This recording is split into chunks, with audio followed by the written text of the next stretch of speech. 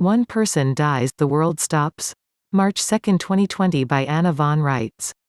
Oh, boy, one person is said to die of coronavirus in Washington state, so the governor declares a state of emergency, an indication that he is weak-minded and incompetent, with the result that public panic is brewing in Washington state this afternoon. 70,000 people die from influenza, the flu, in a bad flu year. Strangely, what makes a bad flu year? Answer: coronal mass ejections, CMEs, sun flares, sunspots, the same solar radiation events that disrupt communications and interfere with the normal flow of plasma in our solar system. And yes, there is a direct correlation between bad flu years and CMEs. This has been known and studied since at least 1918, with the conclusive statistical proof being established by 2002. But what if you could create this effect by man-made means? Simply by increasing and varying local electromagnetic exposure, using cell towers and radio and microwave transmitters, etc.? Enter 5G. And billions of cell phone receivers pulsing away silently in everyone's pocket? I am with Robert David Steele.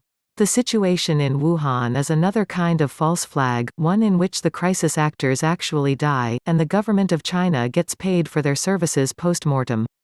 And it is the result of both a weaponized, but low-grade, British bug being released on purpose and in tandem with the rollout of 5G in China. Radiation sickness has exactly the same symptoms as flu. The more intense the radiation, the more intense the symptoms. These broad-spectrum, weaponized energy grid systems were initially designed for crowd control, but as usual, things got out of hand. Defense contractors got involved. The out-of-control CIA got involved. MI6 got involved. The Queen's Booty Boys, Quinetic, got involved.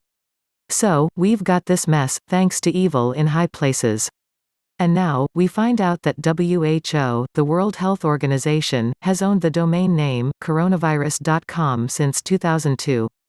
We find that Bill and Melinda Gates helped pay for the creation of this germ and are responsible for its existence.